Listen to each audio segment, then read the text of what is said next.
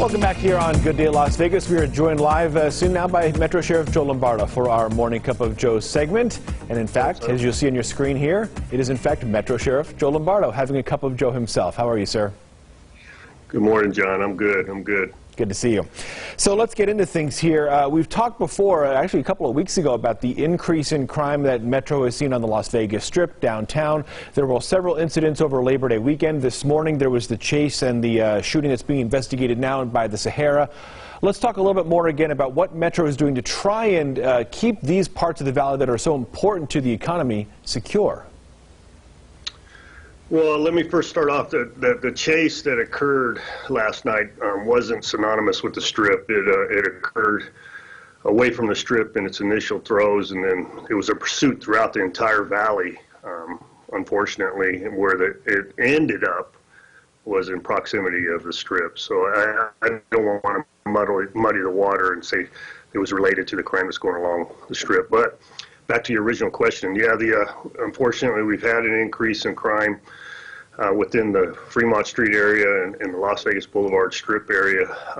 I think we've done a pretty good job in managing it, but we are aware of it. And, you know, I saw an article in the paper this morning. They're equating a lot of the crime issues to the room rates, but that's neither here nor there for us. We just address it as it comes to us and try to put preventative measures in place to prevent it from happening. But we've had a significant number of arrests associated with those particular areas.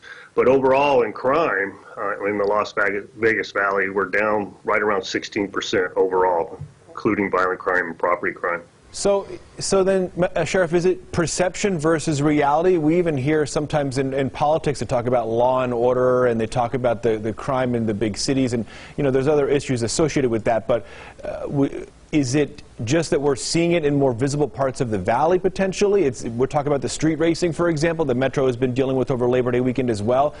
Is the perception and the reality, are they two different things here, or is the crime really going down? Well, no, I wouldn't necessarily couch it as perception versus reality. It is a reality. We are having an increase in crime along the Strip corridor in the Fremont Street area with a demographic we're usually not used to. But with the proliferation of the media and ability to track these events and people with cell phones and everybody else that can manage them and present them to the press, it is a perception issue. So this particular issue with the racing that occurred over the weekend, that is something that occurred a couple weeks ago too that we were fully aware of.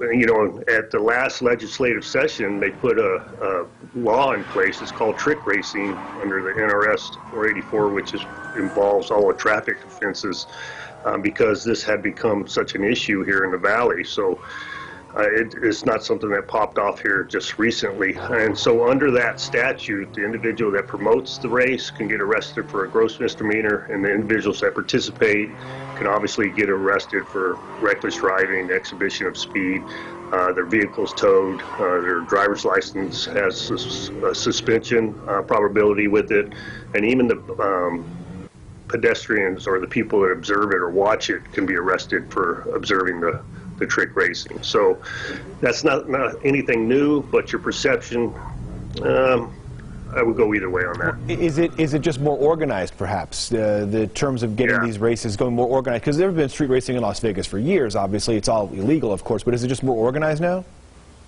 Yeah, you know, the proliferation or the ability for people to get on social media and invite people, similar to what we dealt with the marchers. It's that crowdsourcing and getting people of like minds together in a short period of time and conduct whatever you may want to do. It has been made easier with the proliferation of social media. Let's switch gears a little bit here. Friday marks 19 years since the 9/11 attacks. It's hard to do a proper honoring with social distancing and so forth, but what is Metro going to do to honor those who lost their lives that day? Yeah, unfortunately, it's an annual event. But every year at 9/11, we go up to the city fire station up on Henson, 6:30 in the morning, which is the approximate time that the events occurred in New York. And we do a remembrance ceremony. It's a small ceremony, lasts just a matter of minutes. But I think it's appropriate that we do recognition and we continue to remember, the events that took place during that time. Absolutely. Well, Sheriff Lombardo. It's open to sorry, go ahead. No, I appreciate it. Go ahead, Sheriff. As a point of reference, it is open to the public for people to come by. Very good. Sheriff, we do appreciate you joining us again this morning. If you at home have a question for Sheriff Lombardo, you can submit it, of course, on our website, 8newsnow.com. Find out if it's answered every Wednesday. Sheriff, thanks again for joining us, and we'll catch up with you next week.